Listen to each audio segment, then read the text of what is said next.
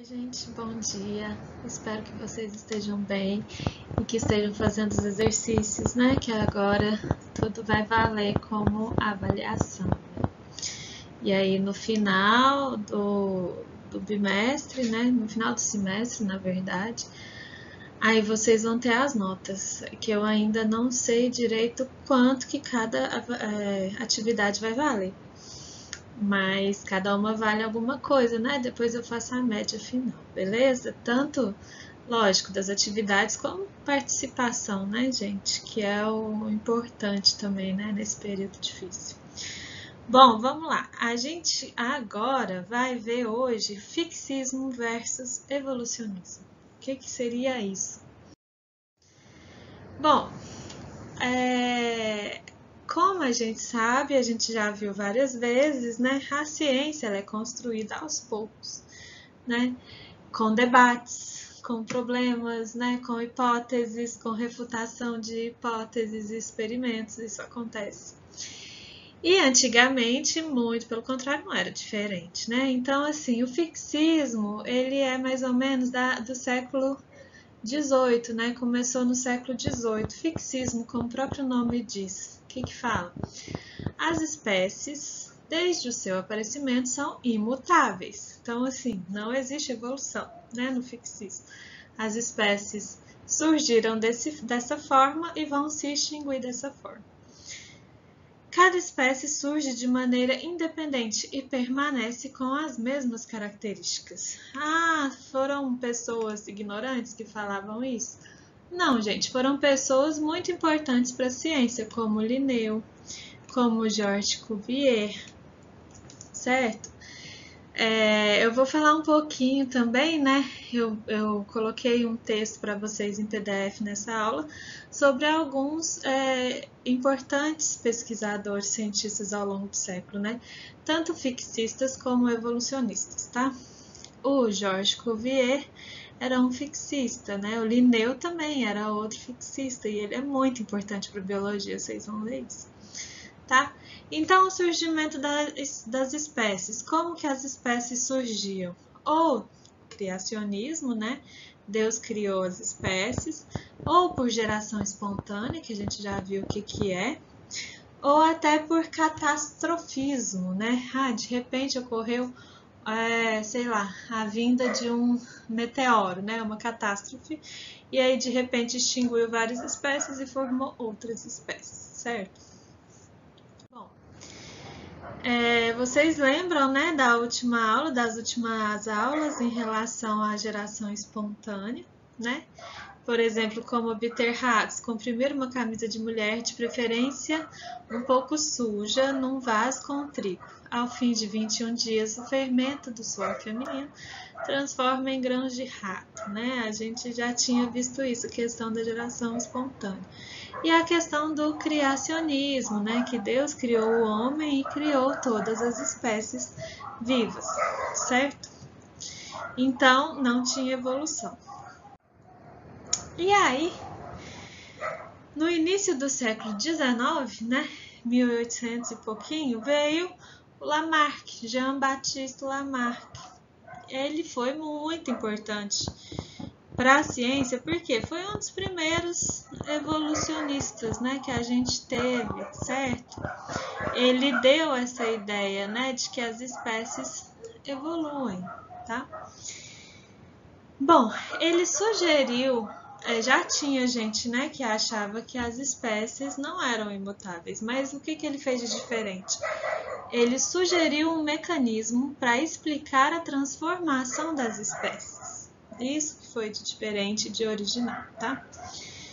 Organismos atuais surgiram de outros mais simples e teriam a tendência de se transformar gradualmente em seres mais complexos. Então, ele teve essa ideia, né? Essa hipótese, tá? Os mais simples de todos, né? Aqueles bem mais simples, eles ainda viriam por geração espontânea, né? De seres não vivos, seres, entre aspas, não vivos, tá? E a evolução? A evolução era guiada por necessidades internas dos organismos. Como assim? Ele estabeleceu duas leis, que a gente chama de leis de Lamarck. A lei do uso e do desuso e a lei da herança das características adquiridas. O que é cada um deles? Lei do uso e do desuso. Um órgão desenvolve com o uso e atrofia com o desuso. Por exemplo, isso acontece, gente, né? Por exemplo, o músculo, né? É um exemplo bem fácil da gente entender. Quanto mais a gente usa um músculo, mais ele desenvolve, certo? Quanto menos a gente usa o músculo, ele pode atrofiar com o tempo, né? Então, isso realmente acontece, lei do uso e do desuso, né? Mas, essa segunda lei, herança dos caracteres ou características adquiridas, né? Um caráter adquirido é transmitido aos seus descendentes. O que ele queria dizer com isso? Que se eu adquirisse um caráter agora, eu poderia passar para os meus filhos, né? Se eu desenvolvesse meu órgão agora, o meu músculo ficasse super forte, os meus filhos nasceriam fortes. E se de repente o meu músculo atrofiasse, os meus filhos poderiam nascer com o músculo atrofiado, tá? Então, a gente tem como exemplo de Lamarck, né, das ideias de Lamarck, como que foi a evolução das girafas, do pescoço das girafas. O que aconteceu? Segundo Lamarck, existiam girafas de pescoço pequeno, né, porque a gente tem evidências disso, né, fósseis, né, de girafas de pescoço menor. O que acontecia?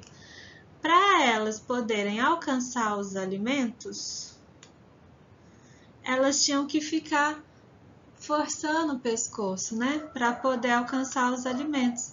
E forçando o pescoço ia crescendo.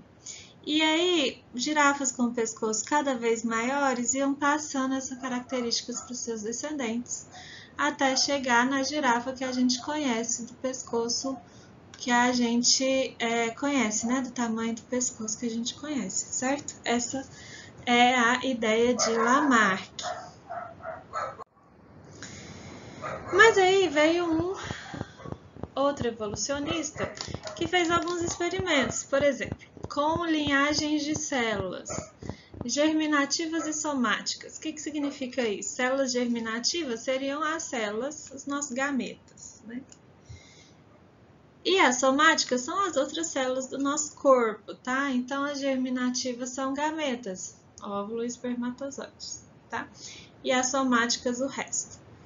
Ele via que as modificações que surgiam na linhagem germinativa eram passadas para os descendentes, ok? Enquanto aquelas que surgiam nas células somáticas não eram passadas pelos seus descendentes. Por exemplo, célula somática do rabo de um camundongo.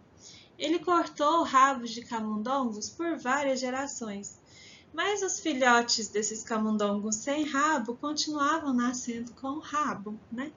Então, não transmitiam essa falta de rabo para os seus descendentes, ok? Isso foi importante, né? Porque a partir dessa construção de conhecimento, veio depois ao que a gente conhece, né? O Darwin, certo? E o Wallace, que eu vou falar agora mesmo. Mas Lamarck, apesar de ter essas ideias, né, que hoje em dia elas não são aceitas, ele teve uma importante contribuição para a ciência. Por quê? Porque ele falou, né, ele deu um mecanismo dizendo, né, que as espécies mudam, certo? Novas características podem ser transmitidas para gerações. Proposição de uma teoria da evolução e generalização dessa ideia, que antes não tinha, né? Além disso, Lamarck era botânico, né? Classificava animais, então ele era muito importante, foi muito importante para a ciência, certo? Bom, e aí, como eu disse, veio Darwin, né? Darwin e o Wallace. O Wallace é menos famoso, né, do que o Darwin, mas os dois deveriam ter a mesma importância, né? Ter a mesma fama, porque os dois tiveram praticamente a mesma ideia, praticamente ao mesmo tempo, certo? Mas a gente conhece mais, né? O Darwin, Charles Darwin. Então, assim, foi em meados do século XIX também, né? Meados do século XIX. O Charles Darwin, ele faz uma viagem no Beagle, que é o navio dele, né? Que dura 5 anos. Ele visita vários lugares, né? Inclusive Brasil, passou pelo Brasil, né? Pela América do Sul, Nova Zelândia e Austrália. E ele foi para a ilha de Galápagos, que é famosíssima, né? Por causa de Darwin, porque foi lá que ele também teve aqueles insights, as ideias dele, né? Que ele via que as espécies em ilhas eram diferentes, né? Das espécies continentais, né? Por que será isso? Por quê? Certo? Então, vamos lá. O que aconteceu? Ele foi muito influenciado por outros cientistas, né? Principalmente, assim, também por Thomas Malthus, que a gente vai ver, que vocês vão ver no texto que eu coloquei para vocês em PDF, tá? Que ele era geólogo e ecólogo também. Bom, ele via que existiam fósseis, certo? Isso era um fato, fósseis existem. Ou seja, diferentes animais tinham habitado a Terra no passado, né? Que não, às vezes, animais que nem existem mais, certo? Nem todos os organismos que nascem conseguem sobreviver e reproduzir. Outro fato, por que será que nem todos os seres conseguem sobreviver, né, e reproduzir? A sobrevivência depende de características apropriadas para enfrentar as condições ambientais. Ou seja, se essas espécies, se esses indivíduos, eles têm características apropriadas, há maior probabilidade de se reproduzirem e gerar descendentes férteis, que também possuíam essas mesmas características apropriadas, tá? Bom, então o que ele falou? Características favoráveis dos seres. Elas são preservadas, enquanto as características desfavoráveis, elas são destruídas no meio ambiente, né? Quem que é importante, né? Quem que é essencial para a preservação de características dos seres vivos favoráveis? O meio ambiente, né? Ou seja, o meio ambiente seleciona aquelas características favoráveis, né? Enquanto faz com que as desfavoráveis sejam destruídas, né? Os organismos que têm características desfavoráveis morrem antes de se reproduzirem, né? Então ele fala, essa preservação de variações favoráveis e rejeição de variações prejudiciais eu chamo de seleção natural. Então, a maior contribuição de Charles Darwin, eu apaguei, né? É o que ele chama de seleção natural. Seleção natural, certo? Seleção natural. O ambiente seleciona aqueles organismos, né, que têm características favoráveis e prejudica aqueles organismos que têm características desfavoráveis. Beleza, então como assim? Vamos lá, vamos ler esse slide e depois eu explico para vocês. Ó, pelo lento e constante processo de seleção ao longo das gerações, as espécies podem diversificar-se e se tornarem adaptadas ao ambiente em que vivem. E as populações se diferenciam gradualmente ao longo de muitas gerações, resultando na diferenciação das espécies. Então, como assim, né? O que é isso? Como que ele explicaria o tamanho, né, do pescoço das girafas ao longo de milhões de anos, né? Porque a gente sabe que existiam fósseis e eles sabiam também. Bom, diferentemente de Lamarck, ele não falava que a girafa de pescoço maior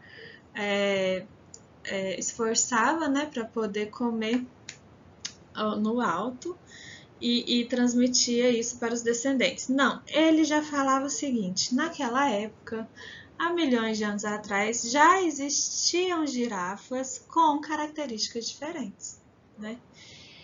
Enquanto que as girafas com pescoços menores não conseguiam se alimentar, aquelas com pescoços maiores conseguiam. Então, as que tinham pescoço menor, ou seja, característica desfavorável, morria, né?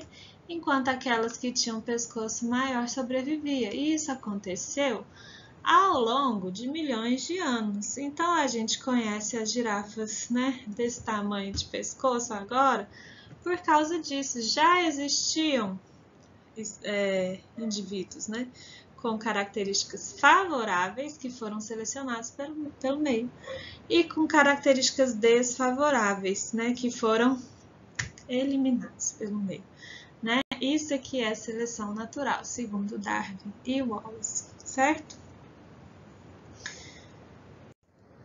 Bom, mas existem alguns problemas com o darwinismo. Hoje em dia, o que a gente chama de teoria da evolução evoluiu, né? Junto, exatamente. Então, por exemplo, Darwin não sabia a origem e a transmissão dessas variações. Por que que existia girafas de pescoço maior e girafas de pescoço menor, se tudo era girafa? O que é? Por que existe essa diferença, né? Como o surgimento de novas características poderiam surgir nos descendentes? Por que de repente, vamos supor que a girafa de pescoço maior dava à luz a uma girafa de pescoço menor e vice-versa? Como assim? O que acontece, certo? E admitia, então, a herança dos caracteres adquiridos. A gente sabe hoje em dia que o que acontece é que ele não sabia de genética, né? O que a gente sabe de genética. Os experimentos de Mendel com genética foram feitos mais ou menos ao mesmo tempo, né? E não foram reconhecidos. Enfim, até então. Então, Darwin não tinha conhecimentos de genética que a gente tem hoje em dia, certo? E aí vocês vão estudar depois, talvez no terceiro ano, realmente a evolução, o que a gente tem hoje em dia, né? Que não é mais a teoria de Darwin, é uma teoria evoluída. Beleza?